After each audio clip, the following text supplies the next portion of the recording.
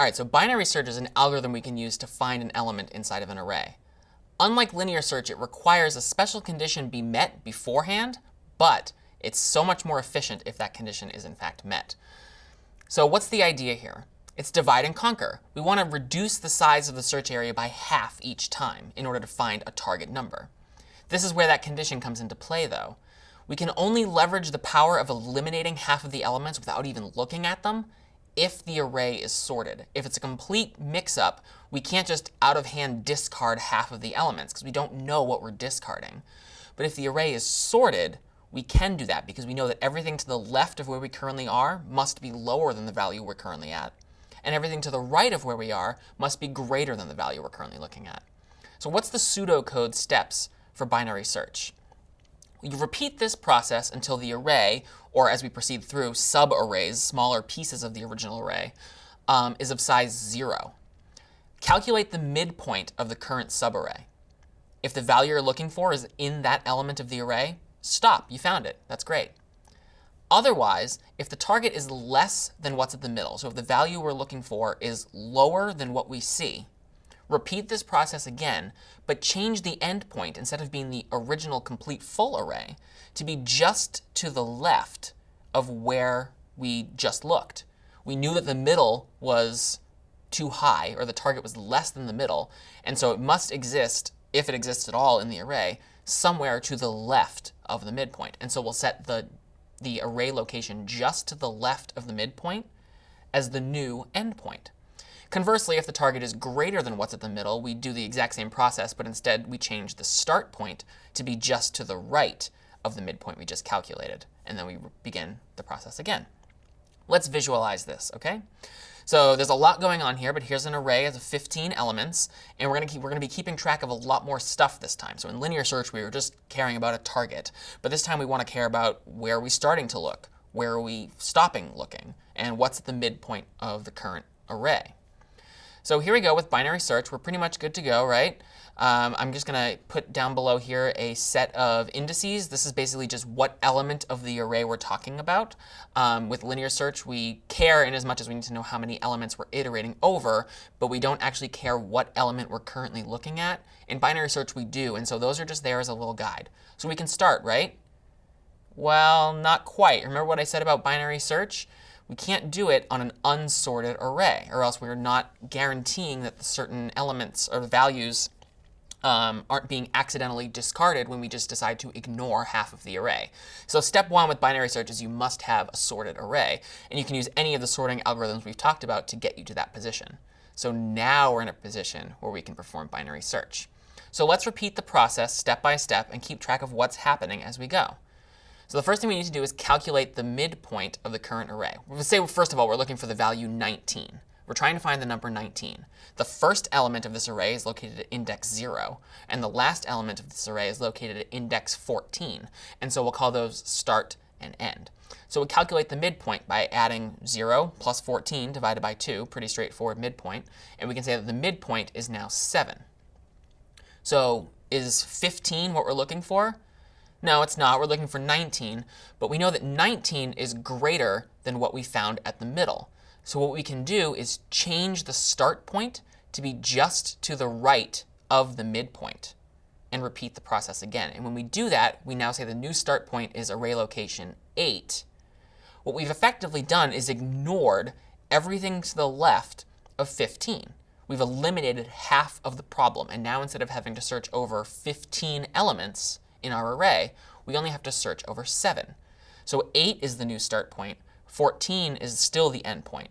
And now we go over this again. We calculate the new midpoint. 8 plus 14 is 22. Divided by 2 is 11. Is this what we're looking for? No, it's not. We're looking for a value that's less than what we just found. So we're going to repeat the process again. We're going to change the end point to be just to the left of the midpoint. So the new end point becomes 10. And now that's the only part of the array we have to sort through. So we have now eliminated 12 of the 15 elements. We know that if 19 exists in the array, it must exist somewhere between element number 8 and element number 10. So we calculate the new midpoint again. 8 plus 10 is 18. Divided by 2 is 9. And in this case, look, the target is at the middle. We found exactly what we were looking for. We can stop. We've successfully completed a binary search. All right, so we know this algorithm works if the target is somewhere inside of the array. Does this algorithm work if the target is not in the array? Well, let's start it again, and this time let's look for the element 16, which visually we can see does not exist anywhere in the array. The start point is again 0. The end point is again 14. Those are the indices of the first and last elements of the complete array. And we'll go through the process we just went through again, trying to find 16, even though visually we can already tell that it's not going to be there. We just want to make sure that this algorithm will, in fact, still work in some way and not just leave us stuck in an infinite loop. So what's the step first? Calculate the midpoint of the current array. What's the midpoint of the current array? Well, it's 7, right? 14 plus 0 divided by 2 is 7. Is 15 what we're looking for? No, it's pretty close, but we're looking for a value slightly bigger than that. So we know that it's going to be nowhere to the left of 15. The target is greater than what's in the midpoint, and so we set the new start point to be just to the right of the middle. The midpoint is currently 7, so let's say the new start point is 8. And what we've effectively done again is ignored the entire left half of the array. Now we repeat the process one more time. Calculate the new midpoint. 8 plus 14 is 22. Divided by 2 is 11. Is 23 what we're looking for? Unfortunately, no. We're looking for a value that is less than 23. And so in this case, we're going to change the end point to be just to the left of the current midpoint. The current midpoint is 11.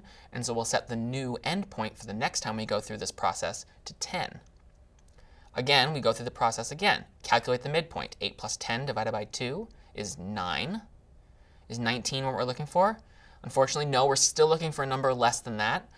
So we'll change the end point this time to be just to the left of the midpoint. The midpoint is currently 9, so the end point will be 8. And now we're just looking at a single element array. What's the midpoint of this array? Well, it starts at 8. It ends at 8. The midpoint is 8. Is that what we're looking for? Are we looking for 17? No, we're looking for 16. So if it exists in the array, it must exist somewhere to the left of where we currently are. So what we're going to do? Well, we'll set the end point to be just to the left of the current midpoint. So we'll change the end point to 7. Do you see what just happened here, though? Look up here now. Start is now greater than end. Effectively, the two ends of our array have crossed. And the start point is now after the end point. Well, that doesn't make any sense, right? So now what we can say is we have a subarray of size 0. And once we've gotten to this point, we can now guarantee that the element 16 does not exist in the array because the start point and end point have crossed, and so it's not there. Now notice that this is slightly different than the start point and end point being the same. If we had been looking for 17, it would have been in the array, and the start point and end point of that last iteration before those points crossed, we would have found 17 there. It's only when they cross that we can guarantee that the element does not exist in the array. So this took a lot fewer steps than linear search. In the worst case scenario, we had to split up a list of n elements repeatedly in half to find the target, either because the target element will be somewhere in the last division, or it doesn't exist at all. So in the worst case, we have to split up the array, do you know? Log of n times. We have to cut the problem in half a certain number of times. That number of times is log n. What's the best case scenario? Well, the first time we calculate the midpoint, we find what we're looking for. In all of the previous examples on binary search we've just gone over, if we had been looking for the element 15, we would have found that immediately. That was at the very beginning. That was the midpoint of the first attempt at a split of a division in binary search. And so in the worst case, binary search runs in log n, which is substantially better than linear search in the worst case. In the best case, binary search runs in omega of 1. So binary search is a lot better than linear search, but you have to deal with the process of sorting your array first before you can leverage the power of binary search. I'm Doug Lloyd. This is CS50.